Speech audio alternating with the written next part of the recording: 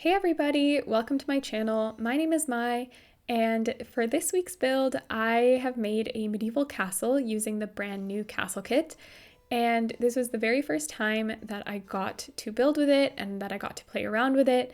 And I had so much fun exploring all of the new items. And I don't think this could have come at a better time because I just got back from a trip where I got to see a lot of really cool medieval villages and medieval castles. And I don't know, it was just really exciting to build with this. I think my only criticism though would be that I wish that it was part of a bigger pack that came with like furniture and gameplay and was maybe a little bit more like the Sims Medieval even. I think that would have been really fun. But anyways, we are building on the 64 by 64 lot in Windenburg, which is, it's the one on the island. So I think I don't remember what the families, I think it was the Munch family. I could be wrong, but anyways, some of the townies were living here, but we got rid of them to make this really cool castle. And I love this new stone wallpaper.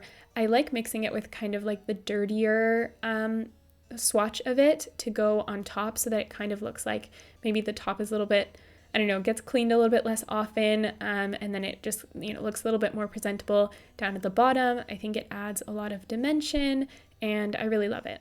And as you can probably tell, I started off the video quite ahead in the building process.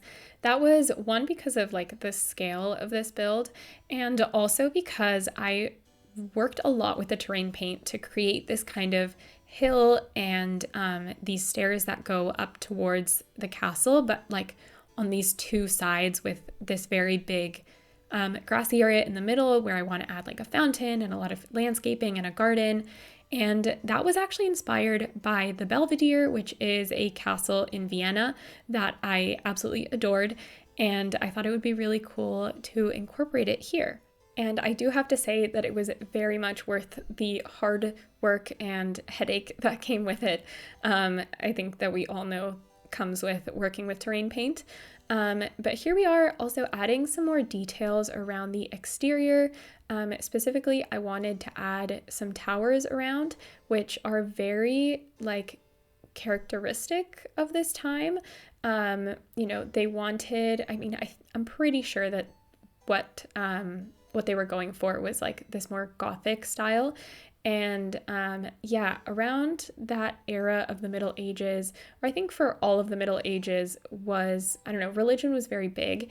And most of the reason behind everything that they did was to kind of like get closer to God and the heavens. Correct me if I'm wrong. But I think these really big towers were very popular then because of that. And I didn't want it to be like too many. I didn't want it to be overpowering. So I decided to just do like 2 in the very back and then 2 kind of at the front closer to the like front door. And just to kind of make it a little bit more grand and have it sort of flow out and open up towards the back. And I don't know, I really like how it turned out. I thought it turned out really, really cool. And I also add this extra room at the top. I don't know if maybe I'll open it up to that bottom floor to make the ceiling a little bit more grand, or if I'm going to turn it into a room. For now, I left it as a room. So we'll see what I do in the next part. And that is something that I want to point out, is that this build was so massive that I had to split it into 2 parts so that I didn't have a mental breakdown. So hopefully you don't mind. But here you'll see now that we're starting with the interior a little bit, that I had already done this very large staircase. This is something else that I saw in a few different castles. I think it was in Belvedere as well as the Art History Museum in Vienna, which was another design, like, I don't know if like shock is the word, but yeah, I definitely went into shock when I saw that. It was just so beautiful. So anyways, I really, really wanted to incorporate that into this one. So I used like one big platform where that central staircase leads to. And then from there, I added 2 thinner staircases, like slightly thinner. I think that's just because of the spacing, but 2 staircases on the side that go to the second floor. So it creates this like really beautiful landing where I put those big windows that are kind of like double floor. I don't know. Yeah, they kind of go up with the two floors and they create a lot of gorgeous light. And I also love these columns that I added in front of the stairs. I think it just looks phenomenal. I really just love it so much, and I didn't really want to pull focus from it, so I kept the entryway pretty simple. Yeah, just to not pull focus from like those massive, gorgeous windows. But anyways, we are moving on to the dining room now, and I struggled specifically with the tables because we don't have tables that are longer than the 3 squares. So in order to make like this very grand medieval dining room, I had to put these 2 tables together. And this one that I had originally chosen had those like decorative legs that I thought were gorgeous, but I don't know, they just didn't really fit with the style, and they also like, you could very much tell that it was just 2 tables pushed together. So yeah, that was something that I really struggled with, is that we don't have a lot of like purely Gothic items. A lot of the fancier, kind of more ancient looking items that we have are Baroque, which is like centuries after this Gothic medieval period. So I tried not to add too many of those items, but due to like Sims limitations, obviously I had to add some. And that's partially why I wish that this like castle kit was part of a much larger pack. It's that it's so that we could actually build and decorate in the same style and not have to create kind of this like Mod Podge castle with like these transgenerational items and decor that just, I don't know, so many items just feel out of place. So it was a little bit more difficult. But I think this dining room is a great like example of the more, I guess it's not minimalist. It definitely doesn't look minimalist, but something that was very characteristic of this era or this time period is kind of just big open spaces and not like a crazy amount of clutter. And I feel like now in homes, like every space has to have some purpose. But I feel like in this time that I'm building in, it's like totally fine to just have a bunch of seating in a spot and to just have large empty hallways. So I guess that does help with the fact that we don't have a lot of items to fill them in anyways. And speaking of filling in useless spaces, I am working on the landing now, and I couldn't understand why this pedestal wasn't really like going into the same, or it wasn't fitting in the same angle that the one on the other side was. Later I realized that it's because of the column. But anyways, I really love that I added those because the Romanesque period or like of architecture was like the predecessor of the Gothic period. So I thought it was kind of cool to add those in. And also it just looks really nice. But anyways, we have also moved into the living room, and I decided to carry on the red theme from the dining room, and I really like how it turns out. I added that piano. I changed it into the Wedding Stories one, which is maybe not like super historically accurate, but still looks really nice. But behind the piano here, I added the bookshelf. I added, the Realm of Magic bookshelves, because I thought it would be really cool to bring in the like trend of alchemy from this time period, which it was very looked down upon, but that didn't stop like nobles and even like, I don't know, very prominent political figures from either partaking in it or even like, in doing it in secret, either funding it for their own gain or for their family's gain. And later in the next part, I'm planning on adding kind of like an alchemy lab in the dungeon, because that was also something that they did in the past, is that they would sometimes either have in their own home, like hidden in the dungeon or in the basement, they'd have like an alchemy lab, or they'd have tunnels leading to some famous alchemist's lab. And I thought that I don't know, I thought that would be a really cool touch to add. Also, I just really love those bookshelves, so maybe I just made all of that up as an excuse to use them. I feel like I find that they fit in a lot more builds than most of the other Realm of Magic packs. But yeah, the living room doesn't have too many like useful items. I don't add it here, but when I was kind of looking over and editing, I realized that I should have added a chess table. So I am probably going to add that either in, I don't know, either right now or when I do the next part. And yeah, I also really like this fireplace that I added. I also put those in the bedrooms, and I think it looks really nice. It's one of those items that I really want to fit into pretty much every build, but it really needs more swatches. Like it's so limited, and I even like struggled with fitting it into this build and in the different rooms and stuff. So yeah, I really just wish it came with more, or if we got something similar with different swatches.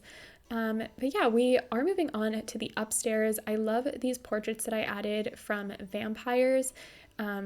Yeah, just looking over the stairs, I think it's very characteristic of the time, and makes it, I don't know, it ties in those two floors, makes it look very grand.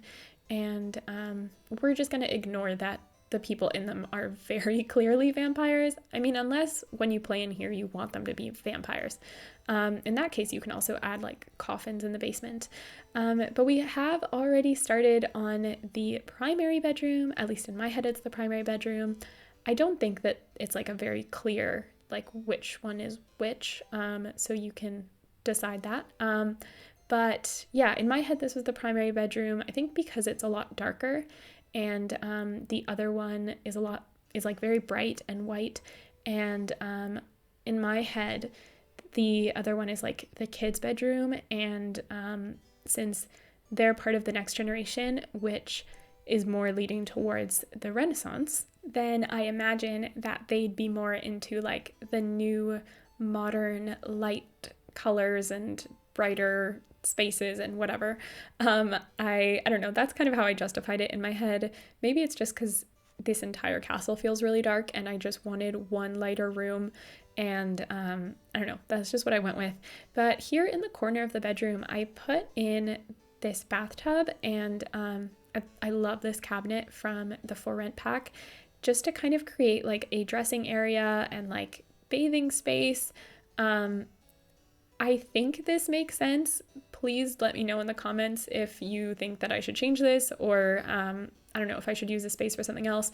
But I think that, I don't know, this feels very good for that time. And here, I wasn't sure if I should add like a toilet or something, because I don't think they had toilets. No, I'm sure that they didn't have toilets.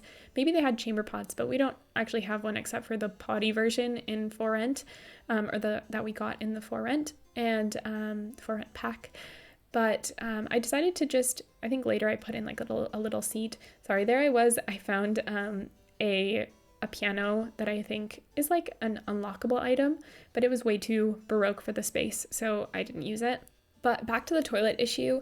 I think that I'm going to end up putting a toilet just like in the basement, because for functionality they need one, but I don't know, it's The Sims, so it's just, you know, historical accuracy versus functionality. It just, you never know which one to pick, and you can never have both. So anyways, I wanted to put a trunk at the end of the bed there, but I couldn't find one that looked exactly right, so I don't know. I put one as a placeholder, and we'll see if I change it in the future. Probably will. I might change it into something else or change it into a bigger trunk. But anyways, I also put in this seating area that's kind of like in the entryway of the bedroom. I feel like these really grand castles, the bedrooms were kind of split into these spaces where you have like an area to entertain, but then also, and then your like sleeping area is somewhere else. But I also put in this desk with those like ancient tomes or something. I don't really know what's going to be in it, but it's probably fancy. And I used those wall lamps to kind of, or wall candles, to anchor that desk to be centered with the window, because without it, it looked a little bit odd. And here in the corner, I'm putting a plant that I kind of custom made by sizing up one of the base game urns and then just putting like an outdoor bush in there, because it was really hard to find like a it was hard to find like an actual plant that worked in that corner, which was another thing that I noticed about like the difficulty in finding things in the same style, is that there weren't enough like Gothic planters. But anyways, we are moving on to the second bedroom, which I think if I lived here, this would be my bedroom. I would prefer it because it is, like I said, a lot lighter than the other one. And yeah, I kind of imagine that they have like a daughter who she really loves to travel, and she's like very, I don't know, adventurous and sociable. And I don't know, they're trying to like contain her and keep her a little bit more, you know, you gotta marry rich and you know, do your duties. And she just like doesn't want to. She just wants to see the world and live her life, and you know, thinks that her parents are just really close-minded and stuck in the past. Yeah, obviously you can tell I had a lot of time to build all of this, so I had time to think of a storyline. But yeah, I struggled a lot with like finding the right swatch, and in this space I did let myself go a little bit more Baroque. See, it kind of sounds like I let myself go rogue, but it's actually I let myself go Baroque. I'm so funny. Anyways, so I had a lot of fun with this one. It pretty much looks exactly the same. Like, it has the same layout as the other bedroom. It's just a lot lighter and brighter and maybe more youthful, you could say. But yeah, this window seat, honestly, my favorite thing in the whole world. It's very simple, basic, but I think just sitting there looking out onto the water would have been so nice. And here you can see I'm mirroring that same little like bathing dressing space that I did on the other side, or on the other wing, on the parents' wing. And yeah, I love this dresser from the For Rent pack. I didn't use it on the other side. I thought I did for a second, but oh yeah, and there's the little seat that I add on this side and then later add the same one on the other side. But yeah, I also put in a trunk here. This is kind of where I got the idea that she really likes to travel, because the colors just worked so perfectly with this trunk specifically. I don't think that they're supposed to be trunks that stay there all the time. But yeah, we're finally in the screenshots. Here you can see, again, this is like very unfinished landscape, unfinished exterior. This is just what it looks like right now. I love how you can tell like the gradient that goes from like cleaner at the bottom to like a little bit dirtier at the top. I think it makes it that much more realistic. And here is the entryway. It's very open, very grand. The portraits of the parents going into that gorgeous staircase. I love that staircase so much. I'm so glad that it actually worked out. But yeah, here you can see like how the arches, how you can actually see into the other rooms. Here is the dining room. You can just imagine all of the very official dinners that they have. And you have the parents that don't like each other, that sit on opposite ends of the table. But no, I think it turned out so nice and quite bright, I think, or at least brighter than I thought it would be. And the living room here, yeah, not too much to say about this one, I think. I mean, besides that gorgeous piano, I want to use that in every build. But yeah, I do think that I'm going to add a chess table in here, just to kind of add something else to do, because I feel like they didn't really have that much to do in that era. Oh my God. I'm sorry, I'm just so obsessed with these stairs. And there you can see a little bit of like the hallway going into each like bedroom. We are starting off with the screenshots of the kids' bedroom. With the little desk, and those bookshelves on the side, I forgot to mention, go into like a ladder, little secret into the tower to go up to the top floor, to the roof.